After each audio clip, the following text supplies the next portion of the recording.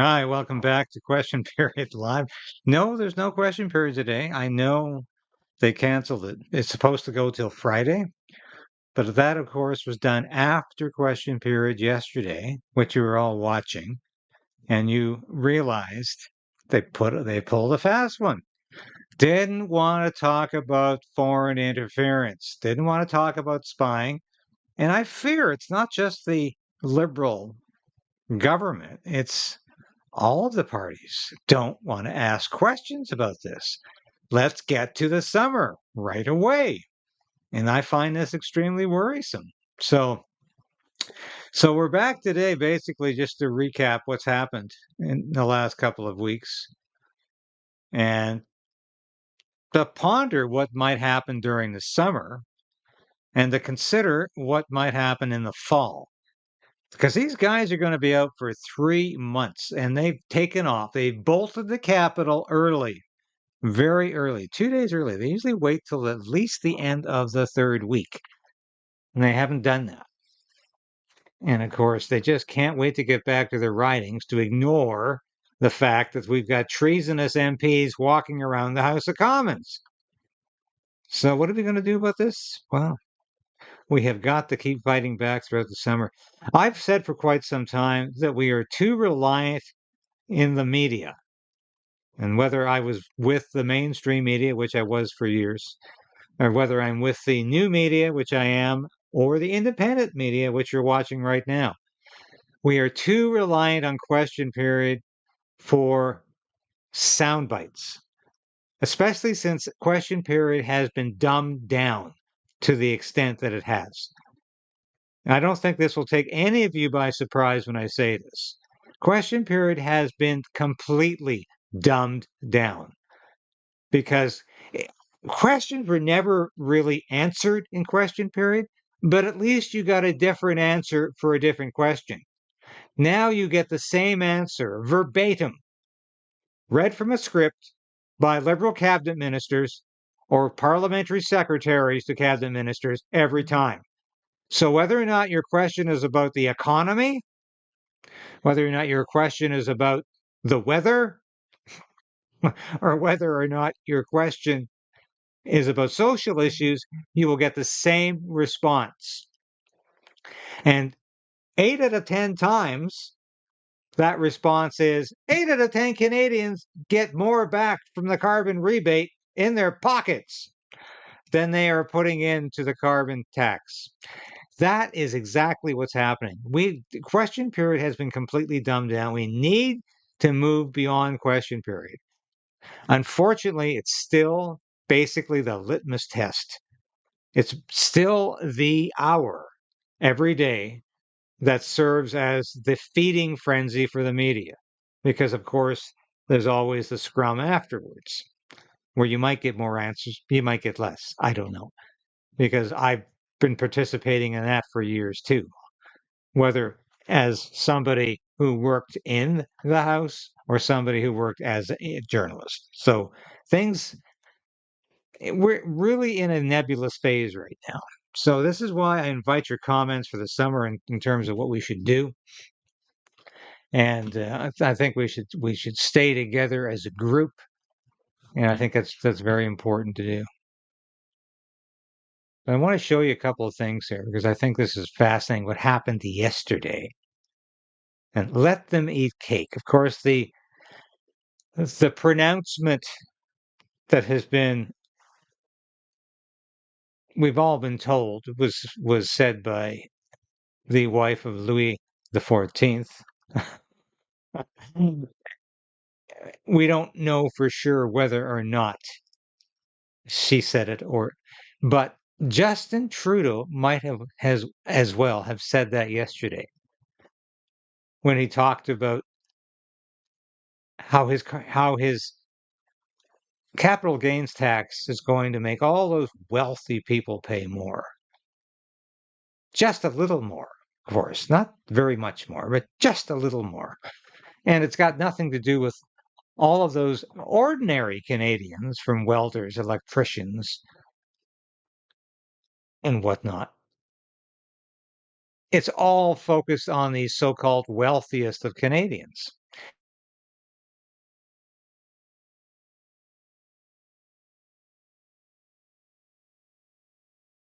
So let's watch this clip. Rich coming from him as he raises taxes on single moms for the crime of driving to the grocery store while he treats himself to a jet-setting experience where the food on the plane of a 6-day trip was $220,000. Beef brisket, parsley potatoes with truffle oil, beef tenderloin with port wine sauce, braised lamb shanks, and even cheesecake with pistachio brittle. Mr. Speaker, with Canadians lined up at the food bank, what's on the menu for this Prime Minister this summer? That's exactly what Trudeau's about. Prime Minister. Mr. Speaker, the Conservatives continue to use cheap attacks and slogans when they stand against support directly for Canadians.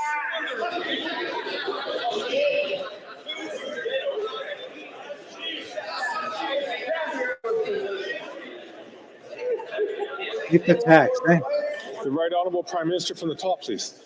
Speaker, the Conservative leader continues to use cheap attacks and slogans while he tries to hide from the fact that he is standing with the wealthiest Canadians and against the idea of them paying a little more so that young Canadians can buy a home, so that seniors can get their teeth fixed, so that young families can find a place in childcare. These are the investments we're making that they are standing against, Mr. Speaker. We will continue to deliver for Canadians who need them, while he chooses to protect the interests of his wealthy friends. Hear, hear. You're the one with the wealthy friend, you hypocrite. The Honourable Leader of the Opposition. Mr. Speaker, there's nothing cheap about the $220,000 that he spent on one trip for food alone. The Honourable Leader of the Opposition asked this question. We'll ask all members to please keep their voices down. The Honourable Leader of the Opposition from the top. There's nothing cheap, Mr. Speaker, about the Prime Minister spending $220,000 for food alone on a 6-day jet-setting tour for himself. All the while, homelessness up 38%. Toronto has 256 homeless encampments, where 1 in 10 people in that city are now eating at food banks. They join 2 million Canadians. The good news is life was not like this before this Prime Minister, and it won't be like this after he's gone. Can we not have a carbon tax election now to choose a government that will axe the tax, build the homes, fix the budget, and stop the crime?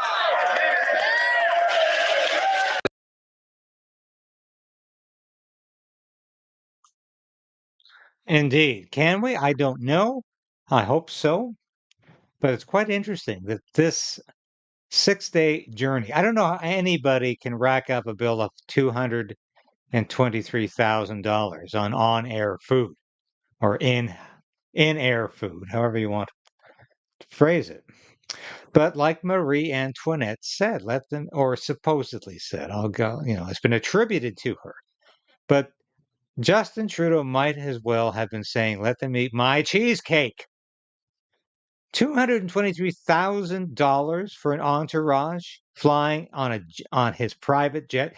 You see the hypocrisy here of this man who stands up in the House every day and talks about the wealthiest Canadians that the Conservative Party is supposedly backing. This onerous hypocrite who stands up in the House every day and suggests it's everybody else's problem with the carbon footprint in Canada, and he's the one flying around the world in a private jet. But don't you dare drive your car to visit your Aunt Sally or your Uncle Bob or even to go shopping because, oh my God, you're increasing Canada's carbon footprint. And Justin Trudeau has the hypocrisy and the unalloyed narcissism to insist that it's okay for him to do that because he's special. He's so special. And this is what people ask me. And before I get to the next set of clips, and this will tie together what happened in the G20 summit last year in India and this horrendous trip of Trudeau that cost taxpayers $223,000. And it's not just the fact that it cost that much money. It's not what kind of an idiot would spend that much money for dinner? What kind of a fool would do that. It's not just the spending of the money, it's the hypocrisy that he's allowed to do that and you're not. You have to live like a pauper. You have to live like there's no future for you. You have to consider eating bugs. Forget the T-bone steaks on the grill. Forget those those pork tenderloins. Forget the roast chicken. You're going to be eating bugs. And Justin Trudeau can have the tenderloin and the filet mignon and the finer things in life. And of course, that cheesecake. You might get a few pieces of it, but no, you'll get crumbs. So that's what this guy is up to. And it is absolutely outrageous. And the only paper that I've found who has reported on this was the Toronto Sun in an editorial. And they said, how on earth could anybody spend that much on brisket?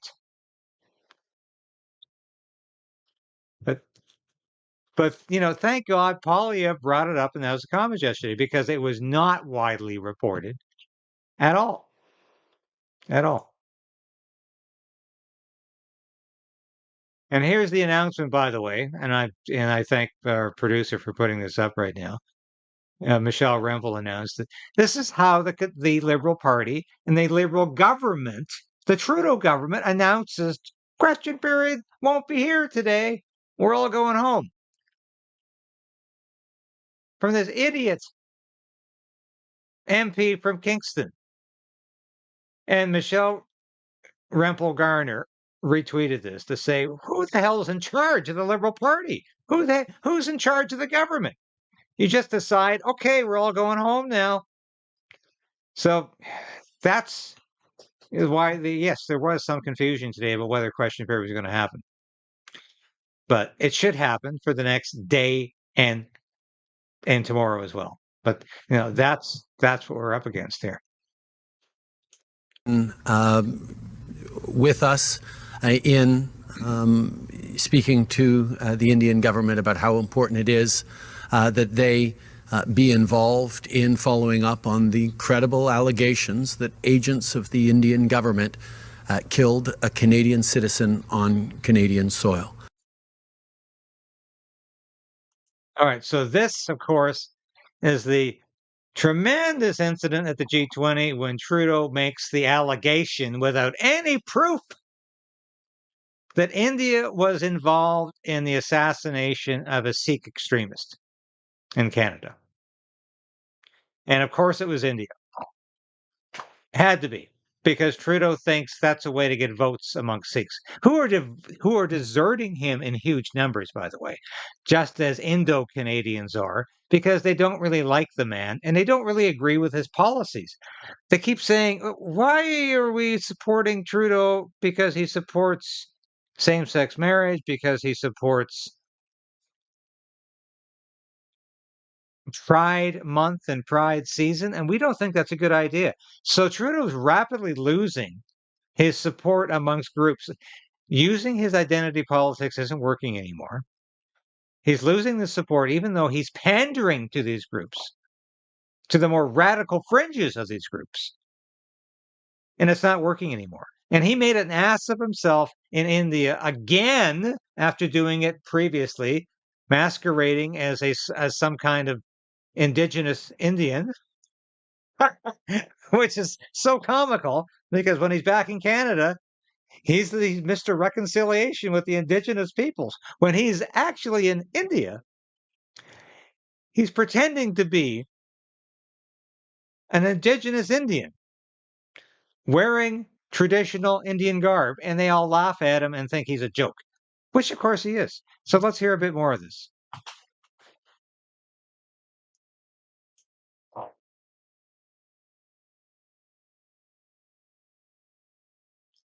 So Trudeau was definitely on his way out here.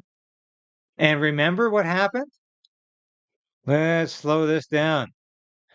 Remember when the Indian diplomats said Trudeau couldn't get his jet on the runway because it was full of cocaine, and they had to search the jet. Now, do you really think they're going to stop a prime minister if he's got cocaine on the jet? No, they're going to cover that one up, aren't they? But it wasn't quite covered up because an Indian diplomat said this happened, and it was so serious that the Trudeau government actually responded, which is quite interesting. And Trudeau said, "Oh, didn't happen, never happened, no, no."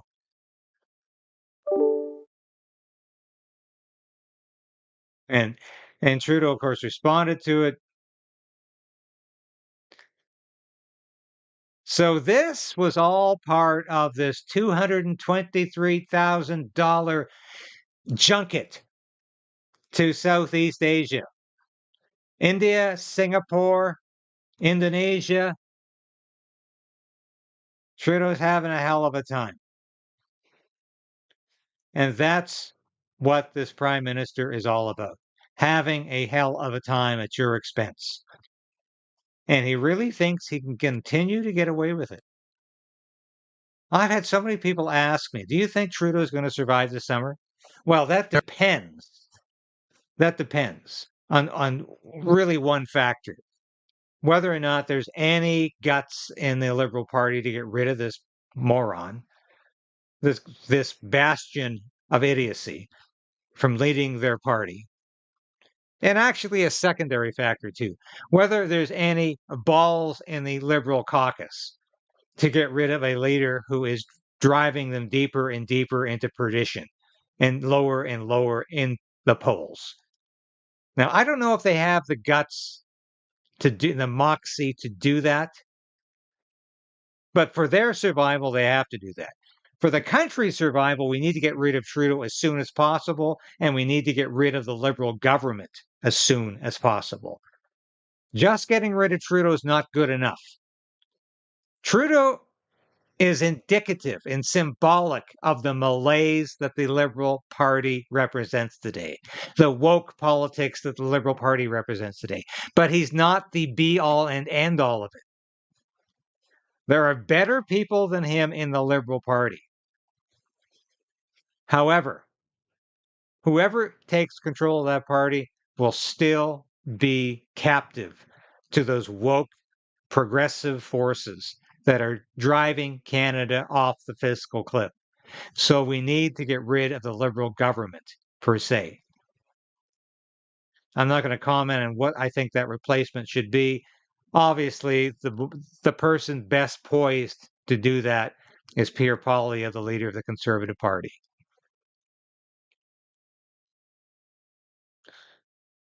Although I have to say, I wish the best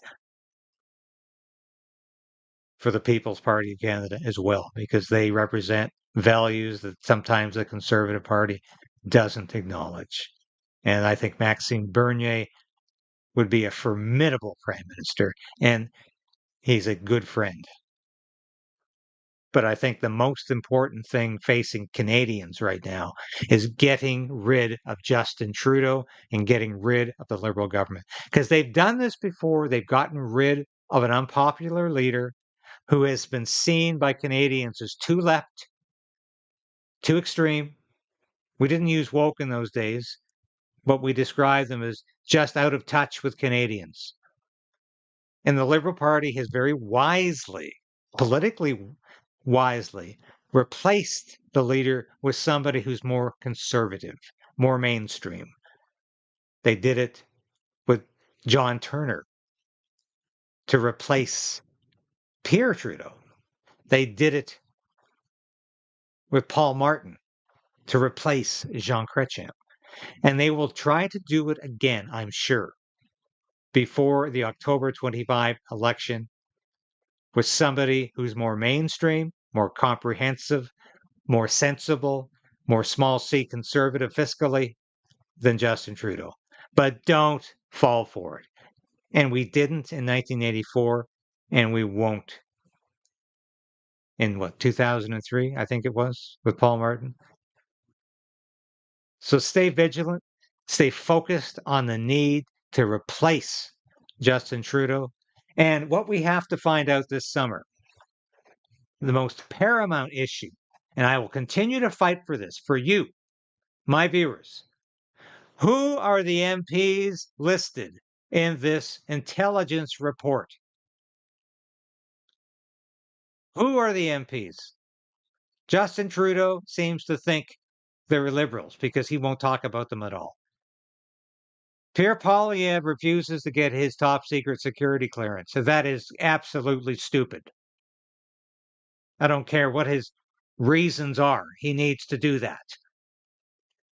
Jagmeet Singh says, well, they're not NDP, but I think they might be liberals, but I can't say that. And Elizabeth May, the leader in quotation marks of the Green Party, doesn't seem to know what the hell report she read. So we need answers about this over the summer. We can't let the end of question period and the recess of Parliament mean the end of questions and answers from this corrupt government. And we must keep the opposition, the official opposition, relevant and answerable and accountable as well. Nobody in this House of Commons is going to get a free ride from me. Nobody in this government or the opposition is going to go away for the summer and say, I just have to keep my mouth shut for the next 3 months. No, we're going to demand answers. We're going to continue to interview any MP who has the guts to come on this show. They are being told by their party masters not to go and talk to conservative, small c conservative journalists. But I will continue to talk to whomever wants to come on this show. And if I have to talk to non-politicians all summer, I'll do that. If you haven't had a chance to watch my interview with J.J. Carroll, the former U.S. border security guard, Customs and Border Security Guard, watch it. It's dynamite. It's incredible information, and it does affect Canada. Trudeau's involved in this child sex trafficking scheme that Joe Biden has overseen now for 4 years. This is disturbing information. This is explosive information. It's heartbreaking information, but it needs to be known. And we need to keep talking about it. And the people who allowed this to happen, who almost dictated that it did happen, need to be held accountable, and they need justice. And these journalists in Ottawa and Washington who ignore their duties to go after politicians, to ask the impertinent questions, to demand the answers, are not doing their job. And I pray that I continue to do mine. Thanks for watching. No question period today, but I hope that was a good end to what we've been doing here for weeks and months. And we will do something throughout the summer, and we'll decide what's going to happen in September when these jokers get back to the clown show, as you folks always call it. Thanks for watching today. God bless you. I'll be back tomorrow with a broadcast, and I'm actually doing a bit on somebody else's show tomorrow.